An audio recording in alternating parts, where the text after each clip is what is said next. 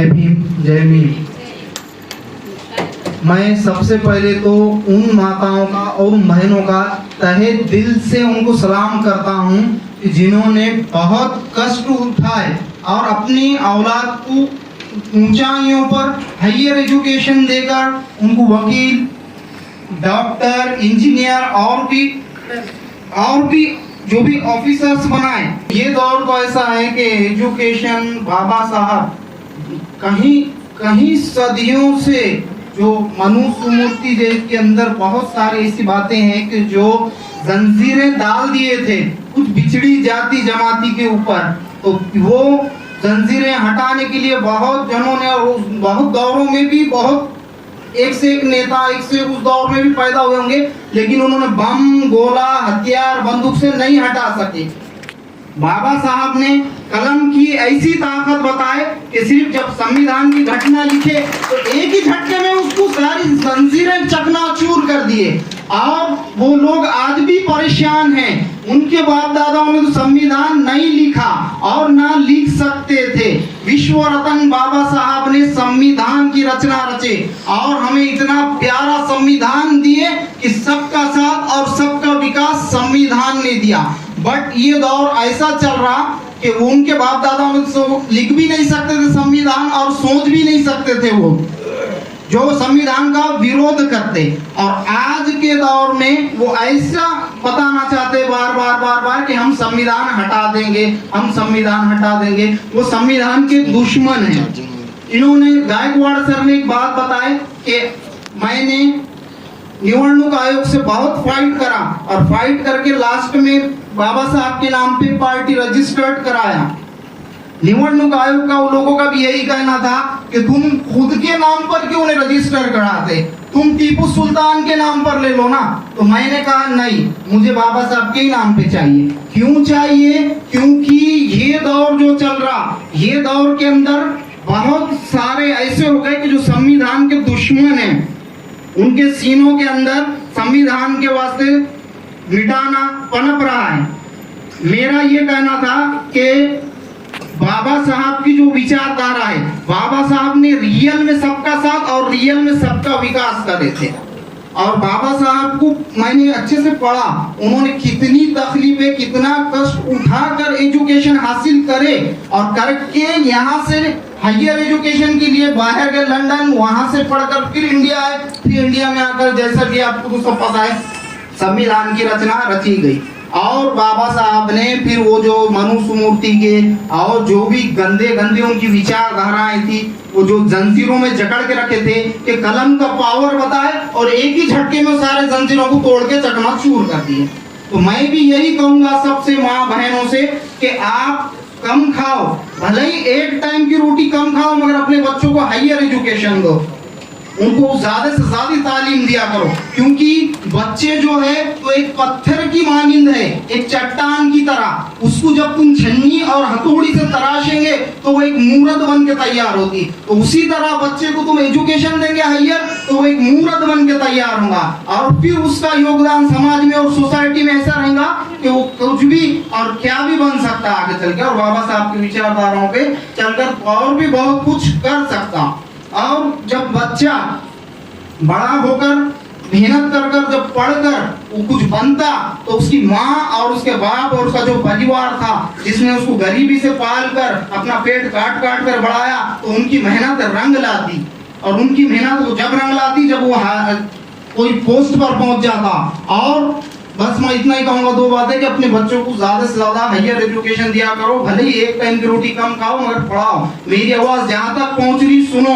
जय भीम। और मुसलमान हर कोई जो भी सुन रहा, गौर करो, अपने बच्चों को ज्यादा से ज्यादा हायर एजुकेशन देने की कोशिश करो। इससे ज्यादा मैं कुछ नहीं बोलूंगा। और ईवीएम का विरोध करो, क्योंकि तुम्हारा हक मार रहा है ईवीएम। तुम्हारे जेबों में मोबाइल है, वो मोबाइल हैक नहीं हो सकता, बट वो तो हैक होता ना, हुआ नहीं हो तो सकता ना, तो इसलिए ईवीएम मशीन भी हैक हो सकती। उनको कहो कि हम फुल विरोध करते उसका, वो तुम्हारा अधिकार खत्म कर रही है ईवीएम मशीन, जो उनका वोट देने का हक है उनका हक खत्म हो जा रहा, इसलिए उसका पूर्ण जोर विरोध करो फर्स्ट सबसे पहले। धन्यवाद। महिला के वास्ते और उसमें हमको बुलाए, तो उसमें हमारे जो मान सम्मान दिए उन्होंने मुझसे शुक्रगुजार है। आजकल महिला तो बहुत कुछ कर रही है और बहुत कुछ आगे बढ़ रहे हैं। ऐसा नहीं है कि महिला पुरुष से पीछे है, बराबरी में काम कर रहे हैं। और हमारी जो ये गोदावरी महिला मंडल है, तो अब इन्होंने तो बहुत कुछ कह दिए, लेकिन मेन अभी बातें हम ये बताएंगे कि हम गोदावरी महिला मंडल से आप सब लेडीज़ों को साथ लेके ऐसा काम करना चाहते हैं कि वो जो उद्योग हमारे पास 250 है, तो उसको हम बाहर निकालना चाहते हैं। और बाहर निकालेंगे और सब लोग मिलके हम काम करेंगे। लेडीज अगर के हमारे साथ जुड़कर काम करती है तो उनके औलाद का भविष्य, उनके बच्चों का भविष्य बनेगा।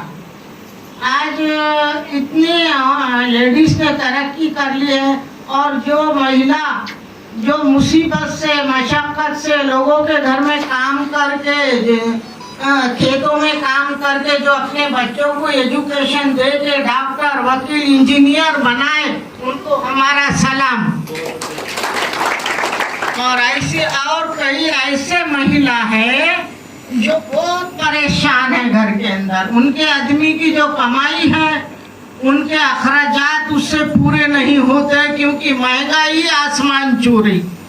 इतनी महंगाई बढ़ गई कि इंसान परेशान है, करे तो क्या करे। अब हम आगे चाहते हैं कि हम मिलकर उद्योग निकालेंगे बाहर एक से, और सब मिलकर अपन काम करेंगे, ताकि ये मुश्किल जो है, अपने घर की जो परेशानी है, बच्चों को जो हम एजुकेशन नहीं दे सक रहे महंगाई के वजह से, कमाई के वजह से, तो हम मिलकर काम करेंगे और मिलकर तो ये मुश्किल का हल निकालेंगे।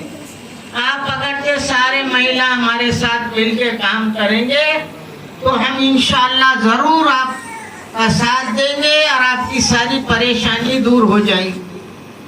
ये बहुत बड़ी बात है कि औरत परेशान है, अपने बच्चों को तालीम देना चाहते हैं मगर नहीं दे सकते, बहुत से नहीं दे सकते महंगाई की वजह से, ये अखराजात पैसों के वजह से, कमाई के वजह से।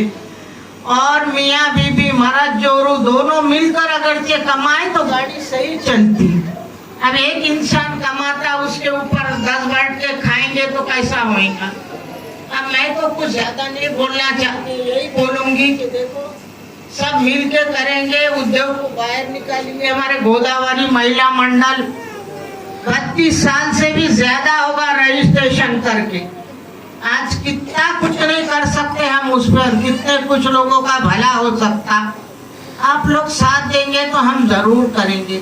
और अभी हमारे भाई जो पहले इससे पहले जो बोल रहे थे, ये तो अभी बाबा साहब अम्बेडकर, जो डॉक्टर बाबा साहब अम्बेडकर जो परेशानी, जो तकलीफ, जो उन्होंने जो करे वो कोई नहीं कर सकता। उनकी जो तकलीफ उन्होंने उठा के तुम लोगों को कामयाब करे। आज तुम जंगल में थे, आज तुम महलों में लाके रख दिए उन्होंने। तो वो उनका मान सम्मान हमेशा अपने दिमाग में रख के चलो। ऐसा है कि जब भी इलेक्शन आता तो सब भूल जाते, उनका मान सम्मान सब भूल जाते, ठंडा पानी गरम बिरयानी में खो जाते।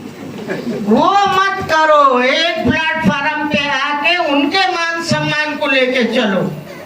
उन्होंने जो वो 2 बार आप यहाँ मुझसे भी काबिल लोग यहाँ बैठे हुए हैं, शायद आपको ये नहीं मालूम या मालूम, तो जब 2 बार नेहरू जी ने उनको गिरा दिए थे तो बंगाल पश्चिम के मुसलमानों ने बोले थे कि हम चुन के भी आके क्या करेंगे, एजुकेशन तो हमारे पास नहीं है, क्यों ना हम अपना फॉर्म निकाल दे और डॉक्टर बाबा साहब अम्बेडकर को चुना के लाके संसद में बिठा दे।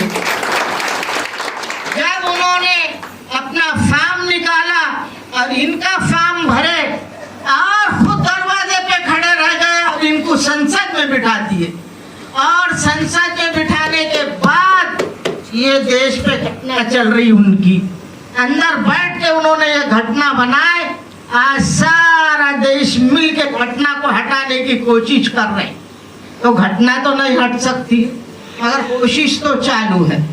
मुसलमान लोगों ने उनको चुना के ला के अंदर बिठा के दिखा दिए कि वो उनकी जो एजुकेशन, उनकी जो तालीम, उनकी जो अखलाक, उनकी जो बात है वो किसी में नहीं आ सकती। उन्होंने जो इतनी कुर्बानी दी, आप ही लोगों के वास्ते नहीं दिए, उन्होंने सार्वजनिक जो समाज के वास्ते दिए, सार्वजनिक समाज के वास्ते दिए उन्होंने खुद ऐसा कुर्बानी दिए और आप लोगों को आगे बढ़ाए उन्होंने। और ये भी बोले कि एजुकेशन है तो तुम्हारी जिंदगी है, एजुकेशन नहीं तो कुछ भी नहीं। और हम तो ये बोलने 4 शब्द आए थे कि हमारे महिला मंडल से जुड़ेंगे, हमसे जुड़ेंगे तो हम है तो तुम्हारे साथ चलेंगे और सारे काम बाहर लाके सब मिलके काम करेंगे। आशीष गायकवाड़ से मेरी जब मुलाकात हुई तो मैंने उनके सामने ये बात रखी कि देखो, मैं बोली ऐसी ऐसी बात है, लेकिन क्या है, एक इंसान कुछ नहीं कर सकता, हम मिलके करेंगे तो बहुत कुछ करते। उन्होंने बोले ठीक है, अब मैं करता हूँ इसके अंदर तुम्हारे साथ, सब लोगों को लेके करेंगे, महिलाओं को लेके करेंगे। और हमें तो ये गोदावरी महिला मंडल के माध्यम से ऐसा काम करेंगे कि जिसकी परेशानी तकलीफ हम आपके साथ चले या आपके साथ समझो रात दिन रहे या आपकी तारीफ करे, उससे क्या फायदा होता है? फायदा वो होता है कि आपका फायदा कराना, आपके बच्चों का भविष्य बनना, ये करो। देश में क्या है, देश में लोग नेता लोग लीडर लोग चुन के आके क्या कर रहे हैं? उन्होंने कुछ भी नहीं करते। तुम्हारे औलाद के लिए क्या कर रहे हैं? कुछ नहीं। तुम्हारे एक वोट की कीमत तुमको नहीं मालूम कि क्या है।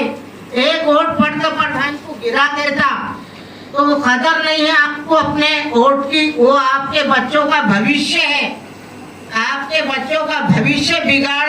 प्रजापती गौतमी यांनी जे त्याग केला आणि तेव्हाच्या मनुस्मृतीच्या जोखडातून त्यांनी जे संघर्ष करून आपल्या महिलांना त्यांनी इक्विटी दिली, त्यांनी समता दिली। तदनंतर ज्योतिबा फुले यांनी आपल्या शिक्षणापासून आपल्या महिलांना त्यांनी भिडेच्या पुण्यामध्ये शाळा सुरुवात करून त्यांनी आपल्या साळवे रामन साळवे या सर्वांना शिक्षित करून त्यांनी योगदान दिले। त्यामुळे आज भारतीय पटलावर जसं बाबासाहेब आंबेडकरांनी हिंदू कोड बिल तयार केलं, त्यांनी समतेसाठी ज्योतिबा फुले तथागतांची मार्गप्रतिष्ठा करून त्यांच्या मार्गक्रमणाचं त्यांनी केलं। पण या हिंदू संस्कृतीच्या लोकांनी त्यांना विरोध करून ते त्यावेळेस नेहरू सरकारने त्यांचं हिंदू कोड बिल नाकारून त्यांना हे केलं। पण त्याच हिंदू कोडबिलाच्याच माध्यमातून ज्यावेळी बाबासाहेबांनी राजीनामा दिला, पण त्या भारतीय संविधानातून आज ज्या महिला आहेत, श्रीमती प्रतिभाताई पाटील, इंदिरा गांधी, सोनिया गांधी, त्याच्यानंतर आजची द्रौपदी मुर्मू, ह्या सगळ्यांनी कोणामुळे झाल्या? ते केवळ आणि केवळ डॉक्टर बाबासाहेब आंबेडकर आणि रमाईमुळे झाल्या, ज्योतिबा फुले आणि त्यांच्या सावित्रीबाई फुलेमुळे झालं। हे मात्र मी आज निश्चितपणे सांगू शकतो। आजच्या ज्या आदिती तटकरे आहेत, द्रौपदी मुर्मू आहेत, सोनिया गांधी आहेत, मेनका गांधी आहेत, जयाप्रदा आहेत, हेमा मालिनी आहेत, ते कशामुळे त्या पुढे गेल्या? तर बाबासाहेबांनी रमाईच्या नेतृत्वाने केल्या आणि त्यांच्याच मार्गाने आज आपण जात आहोत। आणि बाबासाहेबांचा आदर्श आणि तथागतांचा आदर्श घेऊन येणाऱ्या पिढ्यासाठी आपण कार्यक्रम असे आयोजित करून समाजामध्ये प्रेरणा घेण्याचं काम तुमची ट्रस्ट करत आहे। त्याबद्दल तुमचे आदर्श आम्ही डोळ्यासमोर ठेवून कार्यरत आहोत अशी मी इच्छा प्रकट करतो। आणि मला बोलण्याची संधी दिली त्याबद्दल आपल्या सभागृहाचे सर्वांचे आभार व्यक्त करून मी माझी रजा घेतो। जय भीम, जय बुद्ध, जय भारत। धन्यवाद। महाराष्ट्रभर नव्हे तर भारतभर एक वेगळ्या पद्धतीची एक छबी आहे आणि मी त्यांना फार जवळून पाहिले की महाराष्ट्र राज्याचे म्हणजे राज्य निवडणूक आयोगाचे आयुक्त यांच्याशी भांडण करून बाबासाहेब आंबेडकर, डॉक्टर आंबेडकर सेना नॅशनल पार्टी, कारण बाबासाहेबांचं नाव देण्याचं काय त्यांचा उद्देश असेल मला काही तेवढं सांगता येणार नाही। परंतु त्यांनी बाबासाहेब कारण मला त्यांनी मुंबई सोबत घेऊन गेले होते आणि त्यांनी बाबासाहेब, कारण ते म्हणत होते तुम्ही नावामध्ये बदल करा, परंतु ते 1.5 वर्ष प्रकरण चाललं. परंतु त्यांनी doctor Babasaheb Ambedkar national party या नावाचे पक्ष स्थापन केला. म्हणून तेही तुमच्या पुढं आणावे हा एक उद्देश या ठिकाणी घेऊन त्यांनाही या ठिकाणी कार्यक्रमाला बोलवलं. कारण नुसते तोंडानं बाबासाहेब किंवा पार्टीचं नाव बाबासाहेब म्हणून चालणार नाही, तर किमान बाबासाहेबाचा काय त्यांच्याकडे कार्यक्रम आहे तोही बघणं गरजेचं आहे. आणि म्हणून ते या ठिकाणी प्रमुख पाहुणे म्हणून आता उपस्थित आहे. त्याच्यानंतर नसीमा पठाण ह्या मी जवळपास विद्यार्थी असताना किंवा त्याच्या पुढं ते महाराष्ट्राच्या मंत्रिमंडळावर एका मंत्र्याला त्यांनी मारझोड केलेली अशा एक कर्तृत्ववान भगिनी आहे. आणि ह्या महिलांच्या या कार्यक्रमामध्ये त्यांना पाचारण करावं आणि त्यामुळं त्यांना या ठिकाणी या छोट्याशा कार्यक्रमात त्यांना बोलवलेलं आहे. आणि ह्या पाहायला गेलं तर महिलांचंच हे धम्मज्ञान चॅरिटेबल ट्रस्टचे अध्यक्ष अनिता गायकवाड आणि नजीमा